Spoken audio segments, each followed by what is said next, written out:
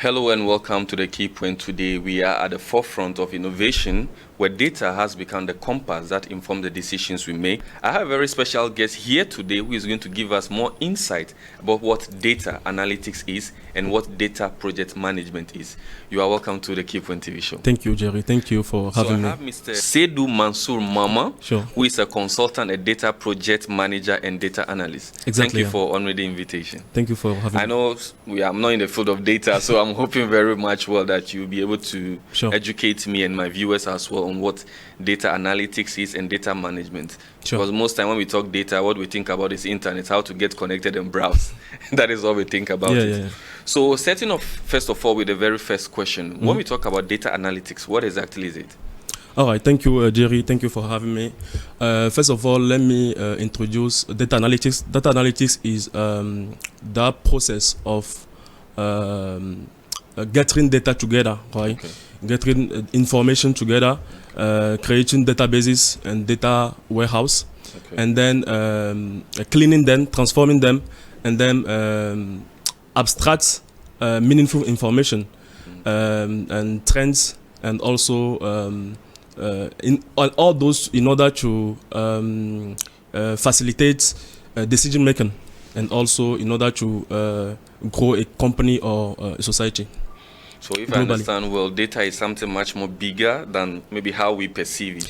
Let me just emphasize something. Okay. Data, when talking about data, people think that it is data, as you said, The internet, the just to internet, get the data connected. we use for internet, but no, data here, the data we're talking about here is information. Okay. It can be images, it can be text, Okay.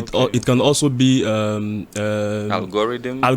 no, data is not algorithm. Data Okay. is some informations. Okay. So that we use to analyze. We analyze the process of the data. Like it has to be. We have to code Okay. before analyzing data. So those data I'm talking about text, images, and it can be also statistics. Okay. So it helps to for decision making process globally. So, okay, maybe aside the decision making, what are some of the primary goals or Okay. the reason behind why it is important or why we do data analytics in the first place? First of all, we use them for. First of all, we gather data together because we are in the 21st century, and Exactly. a lot of companies currently actually don't have databases Yeah. that we commonly have use in some Western countries. But here they still this. I'm shocked. Sometimes I'm shocked that they're still using Excel files for some analysis, and that's not really good because that's probably the easiest one. yes, it may be the easiest one, but I believe there are a lot of things to do in that specific part of the thing. So we have to move on like great techniques. Talking about data, I can say I can structure it in 3 or 4 positions because Okay. it's really big, right? It starts from data engineers, right? Okay. Data engineers are those who design databases and collect data. So they collect data from diverse sources and then have all those data together on somewhere. It can be cloud, it can be Azure, AWS. It depends on the tools that the company is using, right? Okay. So data engineers are the one who design the database and collect those data. So they can even go sometimes on scraping data on some websites.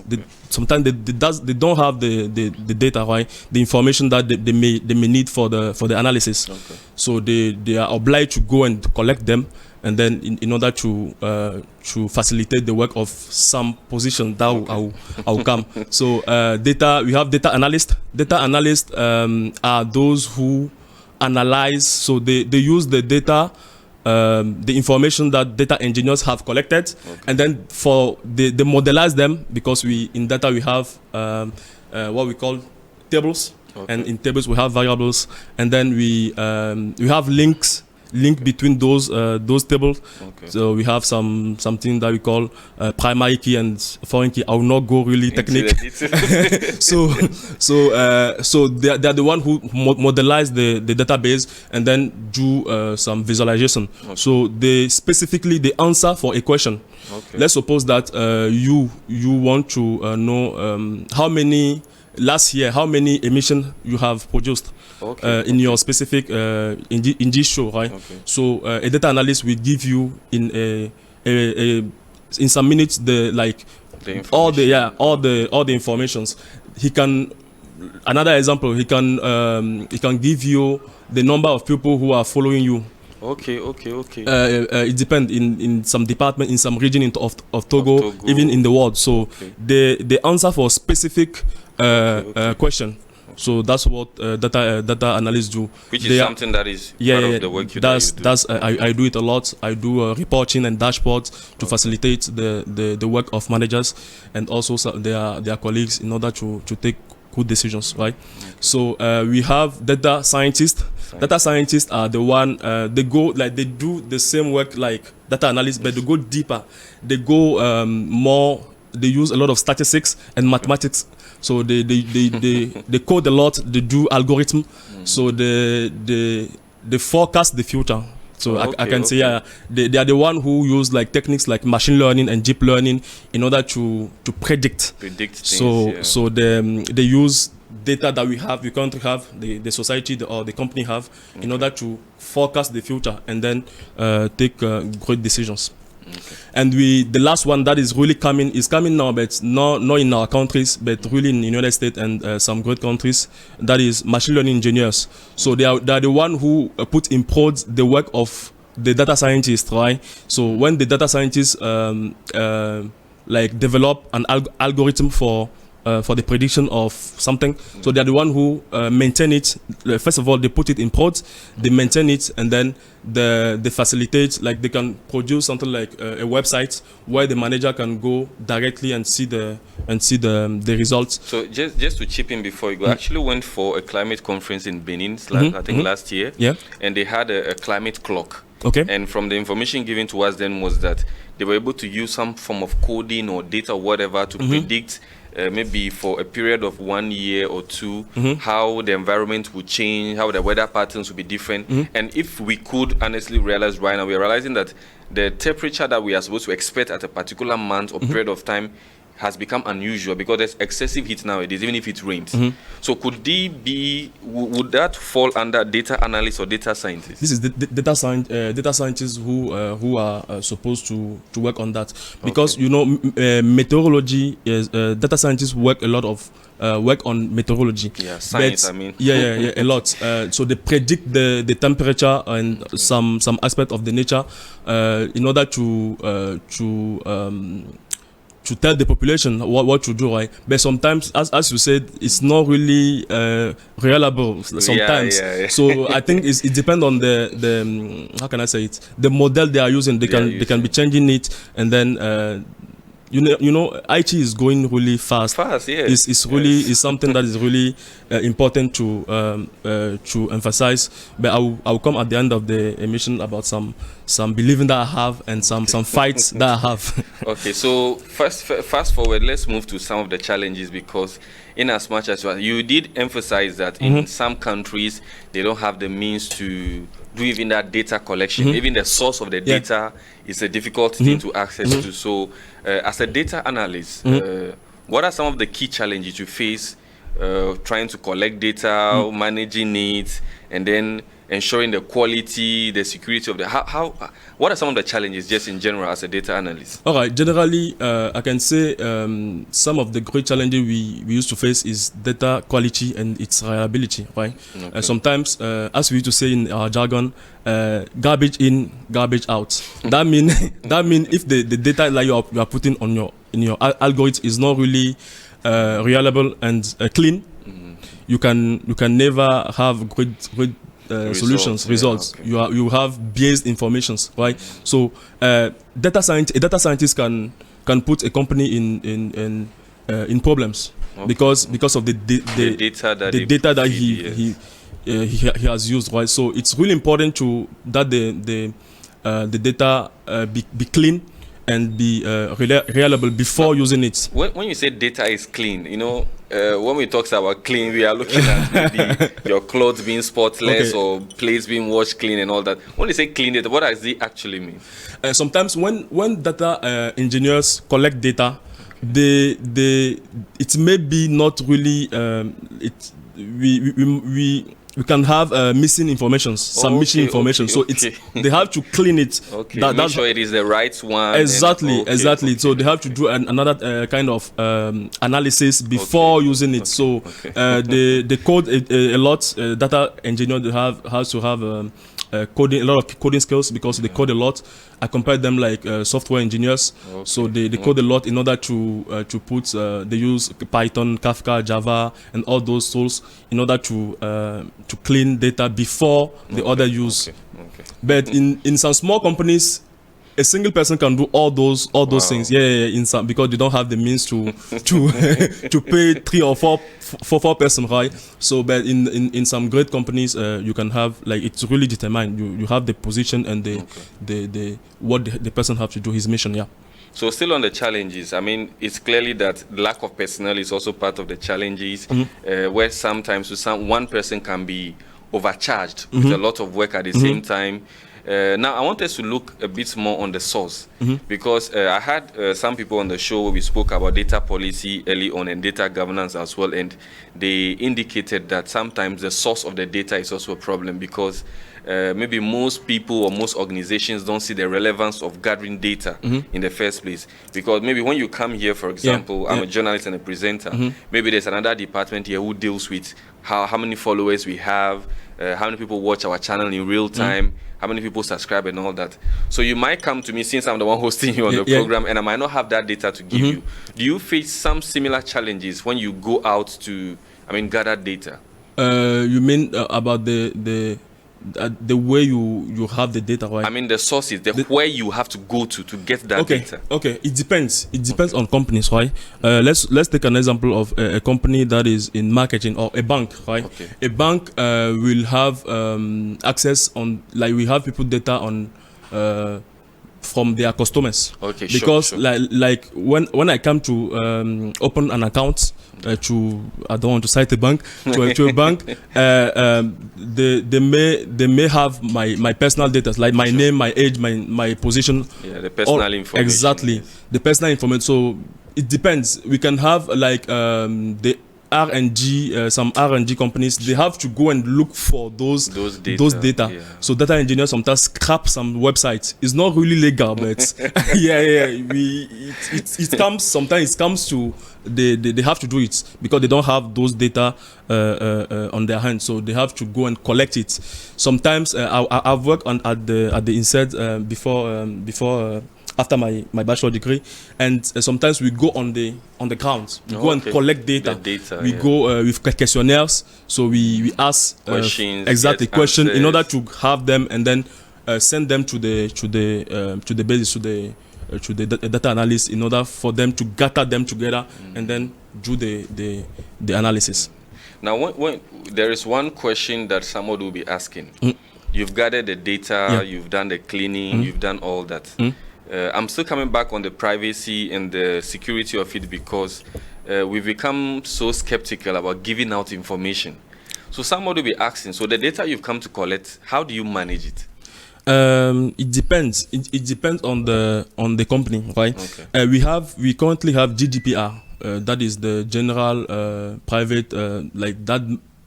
It is rules that the EU and some organization set up in order to protect people, right? To protect people. So companies have to follow those regulations. It's really important. And I have a story about Facebook who sent like Google and Facebook who sell information, people information. I mean to third parties. Exactly.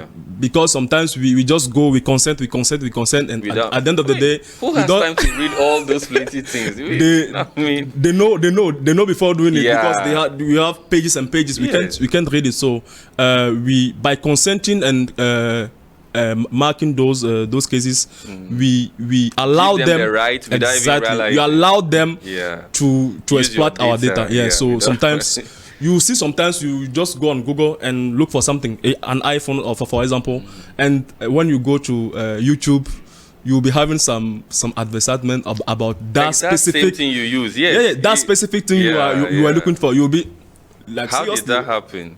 You understand? So they used to sell information, but yeah, it's like we are in 21st century, and I used to say, if you don't want people to have your data, just don't be on social media. But is it quite easy not to be on social media? You can't. Even this Obviously. program in itself is probably going to go on YouTube. Somebody is definitely going to watch. Your name is going to show on the screen. My name as well. So in one way or the other, your information will be somewhere. Yeah. In some instances too, you want to apply for a job or something, and it's an online application, maybe solely. Yeah. Or you are in Africa, or maybe in Togo, you want to apply in UK. Yeah. You can't just move here, there to deliver. So you ask for that one. So we should probably be looking at points where the data that is taken in from people or from the different sources should be managed in a way such that it doesn't stop us from equally sharing with people, but we should have that, because Facebook has been on the hot seat for a long time over data privacy and data security.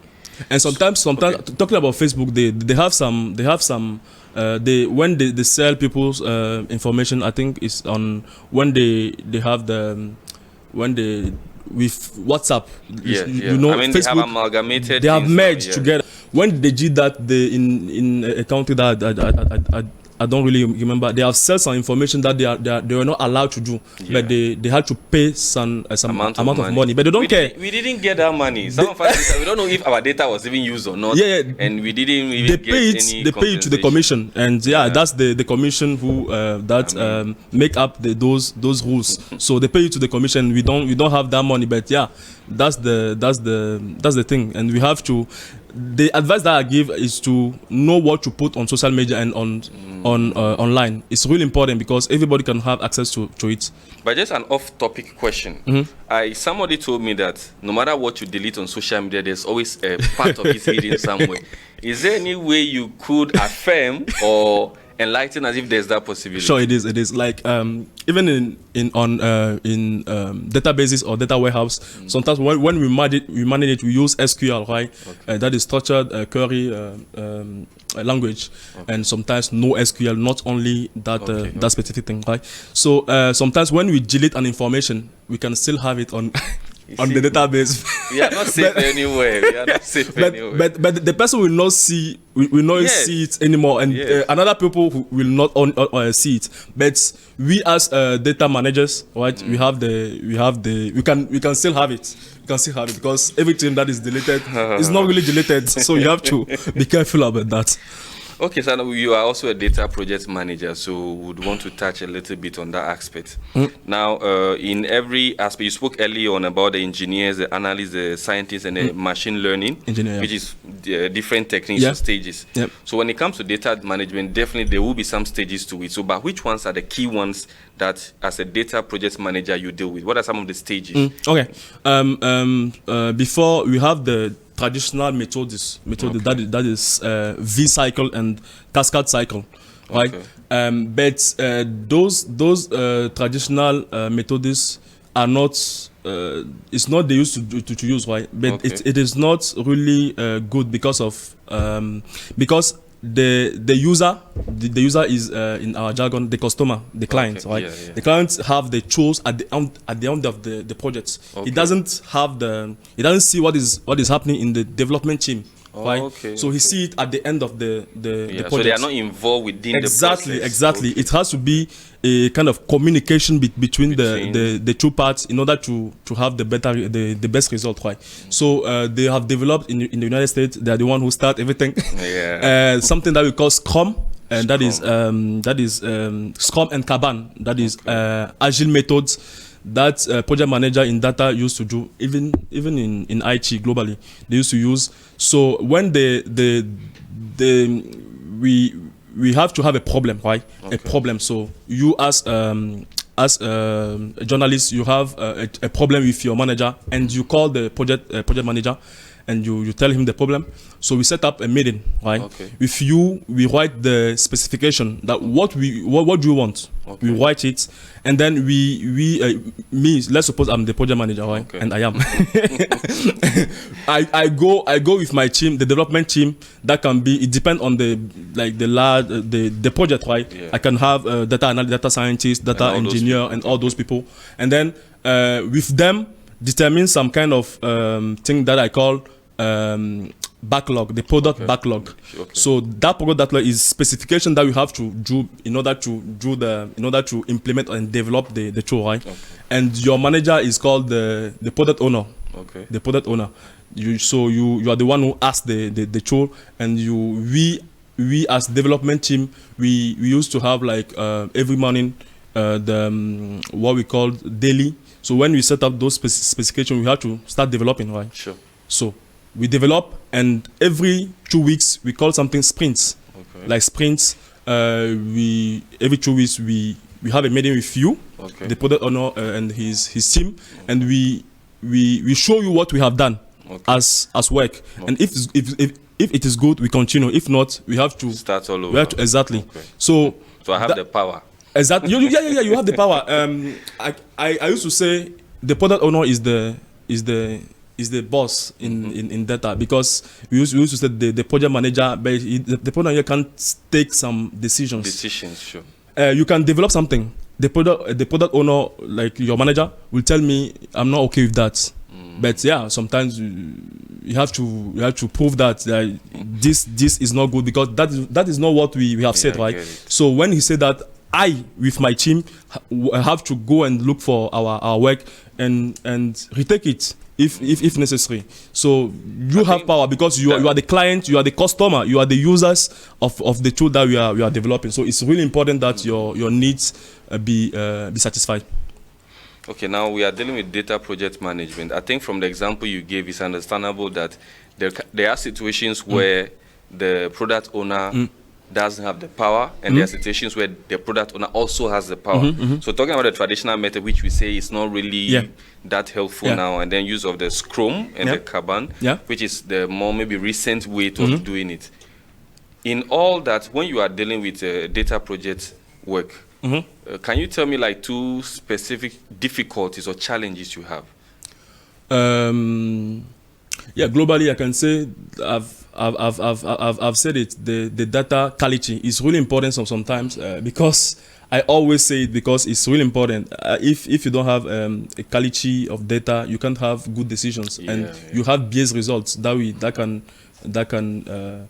make a company or even a whole country in trouble, right? So it's really important to have that. So data quality and its reliability, and also communication. Sometimes some project managers are not able to. They don't have that leadership, right? to communicate and to merge teams. It's really important as a project manager to have those kind of how can I say it? Skills, right, in order to ease the work of everybody. Now, you said early on that you have some grievances, some things you want to put out. Quickly give me some few of those ones, and then when you're done with it, we'll look at what is the best way to deal when it comes to data analytics and data project management, so that we can just wrap it up. All right. It's about the education, right? Okay. As a leader, it's really important for me. I have a fight, as I said earlier. I have a fight that is to it's a pledge. I'm pledging those who write the curriculum. They currently have to actually review those curriculum, because I see that we really far behind. Still in the olden days. We have to move, right? And I believe we can do that, because some countries are doing it. In Senegal, for example, they are really far. They have great companies and even schools who really form and teach in coding and technology. So my fight is to review the curriculum from the high school, right? Okay. So from secondary school, even secondary school to the high school, in order to permit those students to code.